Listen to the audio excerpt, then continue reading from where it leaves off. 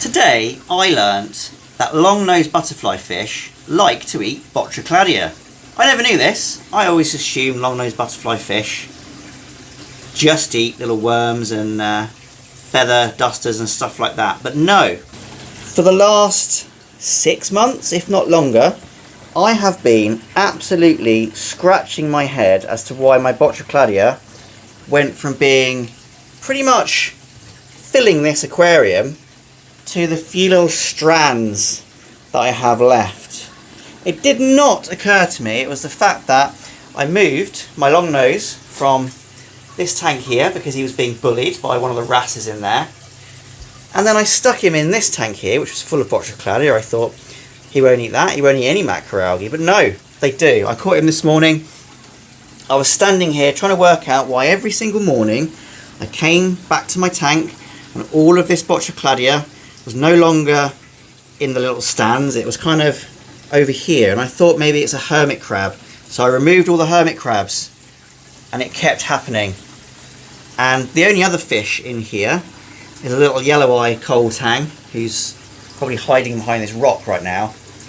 And I thought, well, he eats algae, but he's a scrapey mouth type fish, isn't he? So he's not going to eat Botrocladia. And the long-nosed butterfly fish, as I said, is more of a worm and feather duster eater. So what is going on? So I just took the time this morning to stand here and just watch what was happening. And lo and behold, within 10 minutes, the long-nosed butterfly starts pulling all of the Botrocladia apart. And it only took me 6 months plus to work that one out. So for those people who are waiting on Botrocladia to come back in stock on my website, well, it should hopefully be back in stock soon because I've just worked out why it's all dying. That being said, a lot of you are wondering why I've not been doing very many macroalgae videos. And it's not because I've stopped doing macroalgae, it's in fact because I'm so busy with macroalgae, I'm struggling to find the time with actually recording videos on macroalgae. So it's that, and also a combination of being a father. My macroalgae shed is now becoming a garage for a small child rather than its intended purpose, but that's just life, isn't it? This shed has been going for 3 years. I think that's actually quite an achievement to actually keep it all alive, keep it all healthy. You can see after 3 years we're finally at a point where the Fluval shaker, which I set up a long time ago, I don't know if you remember, is starting to settle down. The hair algae that has been plaguing it, although still present in places, is disappearing, and the macroalgae and the corals are looking like they're absolutely flourishing in here. It's not a tank that I do much to. It's always been the case. I kind of just leave it to its own devices. I don't often water change, and really I haven't been adding much nutrients, fertilizers or anything to it. I just let it get on with it. I think in here, because of the stocking level, it is reasonably well stocked for the size tank. I think it's a 270 odd litre tank. There's actually quite a lot of fish in here. This beautiful dusky wrasse here, species that a lot of people don't keep because, as you can see at the moment, it's just a brown rectangle, very active brown rectangle, but when it gets bigger, I've seen it happen before, they go a very nice iridescent green, so I can't wait for that to happen. He's about 1.5 years old now. I think he's just on the verge. It might be a she. Don't they start female and then turn to male? Correct me in the comments which way round that is, but I do know that they change sex halfway through their life. I believe it's female to male, but you can tell me if I'm right or wrong. And then over here, we've got this absolutely massive anemone. Now this was sold to me as a bubble tip, but I don't think it's a bubble tip. It's definitely not got any bubbles for a bubble tip. Maybe a Ritteri, I'm not entirely sure. Either way, the clownfish that live there are absolutely living the dream. They're keeping it very well maintained. And then we've got this handsome fellow. He's one of the largest royal grammars that I've ever seen. Now here's the trigger I bought. If you remember, I bought this guy a long time ago, and then he just vanished into the rockworks, a lot like that. And I thought he had died. So what did I go and do? I bought another one. So that's why I've got 2 of these blue triggers. They were roughly the same size and age when I bought them, and they still roughly are the same sort of size, although the one in here is getting slightly larger. I think that's because I'll probably feed this tank a bit more. As you can see, it is full of blue octodes. This is the only tank I've got in my shed where blue octodes grows as nicely as it does in here. Whether it's a combination of all the flow that's in here, it's a very, very large pump blowing water through. We've got another outlet here which feeds down from this triple tank above it. We've also got 2 Orphec lights, and we've got a Hygger LED over it as well, a plant one. So we've got a combination of reef lighting and plant lighting on here. And it seems to absolutely love the sort of spectra and the flow and the water of this tank. Unfortunately, the trigger has taken a liking to eating the Caulerpa prolifera, which is why it's full of holes. You might do it on camera, maybe, possibly. But yeah, I don't mind too much. I've got prolifera growing elsewhere. And then these 2 clownfish, as far as I'm aware, one is a sea bay and one is a Clarkii, both of which are female, which is very interesting. I know they're female because I bought them as pairs, and they both killed their mates. Now that little dance they did there suggests that possibly the smaller one is actually a male, but I don't know. I thought they would fight.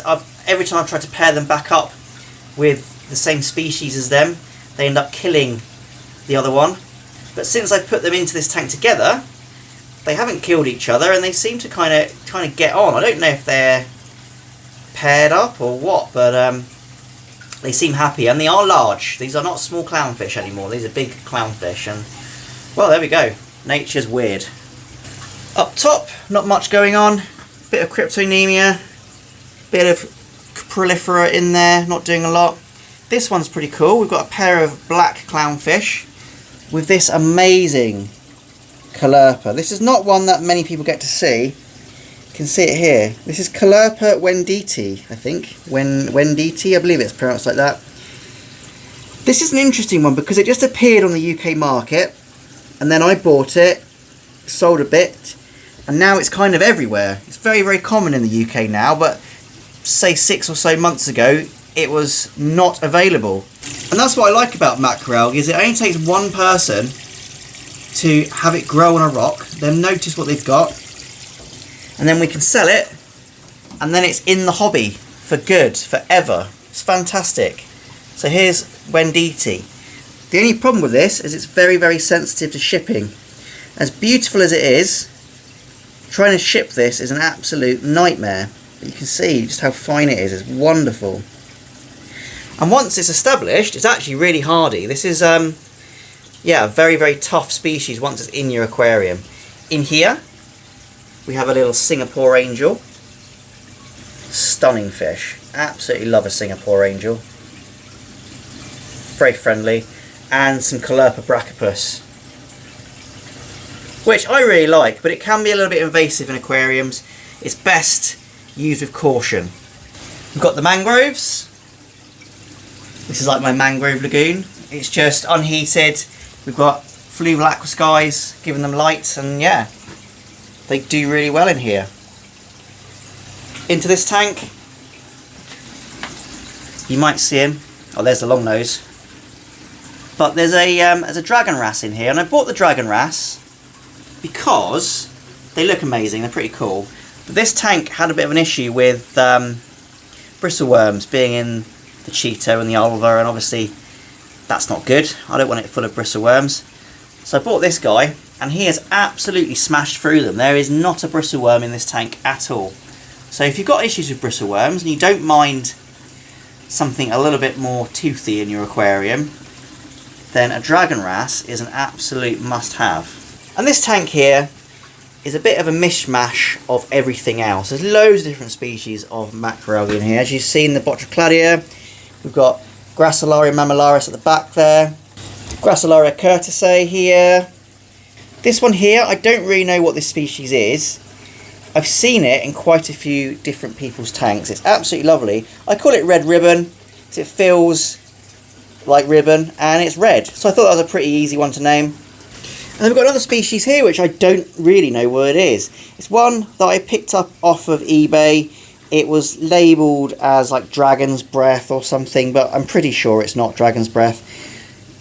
Well, I know it's not dragon's breath. It looks pretty nice. It's growing quite well. You can see the growth tips on it. It does look very related to the red ribbon I've got over here, but it's a completely different texture. It's a little bit slimier, and its growth patterns is completely different.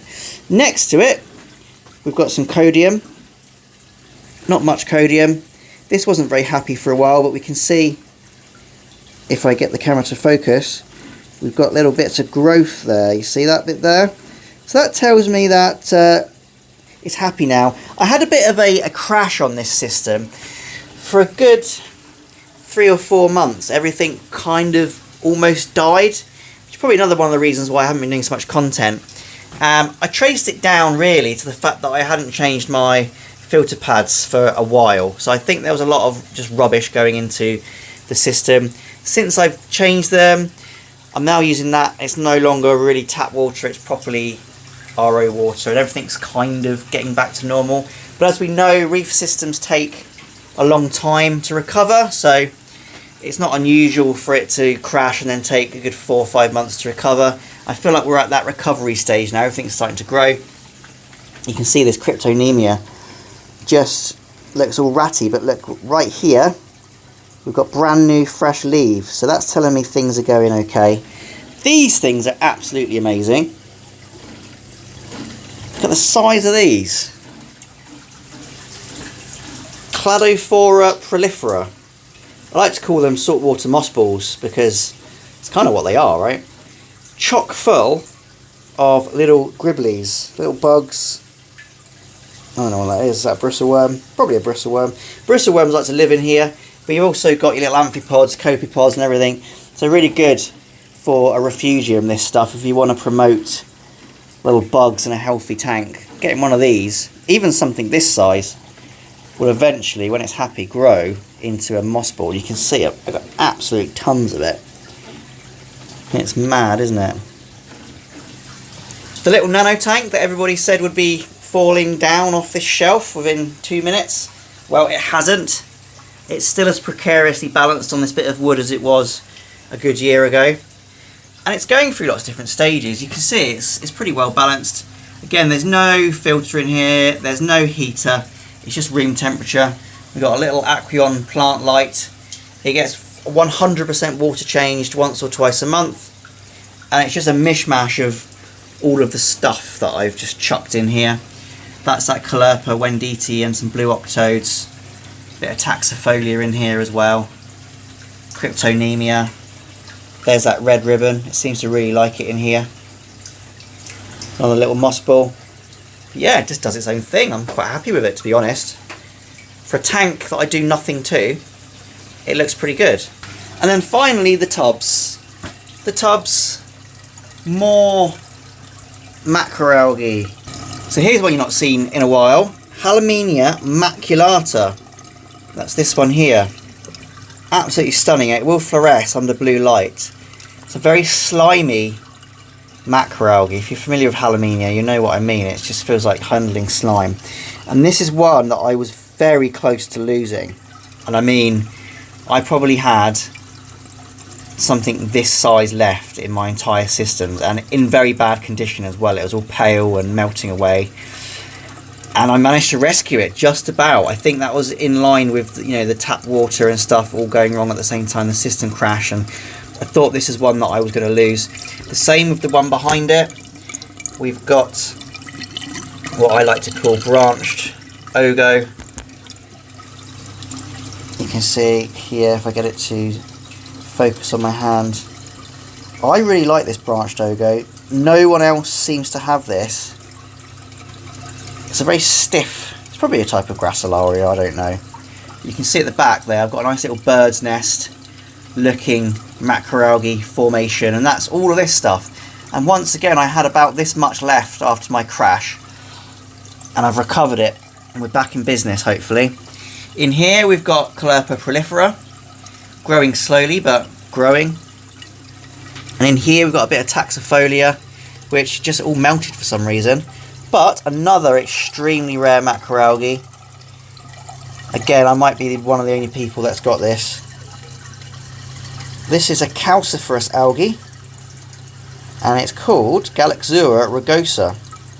Very, very furry, stiff, likes to grow sailor's eyeball on it, which is a pain because I'm trying to get rid of this from my system, because this is a very invasive little green ball algae, and if it gets too bad in your aquarium, it can actually just take everything over and be not very good. So fortunately, there's a bit of a pest on here, but yeah, Galaxura rugosa, one of my favourites. And also in here we've got a bit of a pest which I can't get rid of my system. I can't get this out of my system. This is the red filter algae. I don't know what it's called, but you'll notice if you've ever got a weir on your aquarium, you will generally have some of this growing on that weir, and it just grows really well. It's really pretty, but unfortunately it can grow over and into your macroalgae, and it only takes the tiniest little bit left for this to carry on spreading in your tank. Unfortunately, it's in that tank there, and it's in that tank there, but I've not got it to spread anywhere else. We've got red hair algae in here. You can't really see because of the lighting, but I like this one. I could probably show you it in this tank actually. No, look, as you can see, that red filter algae is everywhere in here. I need to do a big old clean out. There's the red hair algae. Oh, how beautiful. Yeah, you can see it there. I like it. So I hope you enjoyed that little tour of my fish shed, my macroalgae shed. As you can see, everything's pretty much going well. I did have a bit of a crash, as I mentioned. That was probably why I stopped doing many macroalgae videos, probably just because I didn't have much nice looking macroalgae, but now I do. Hopefully more macroalgae related content is on the card.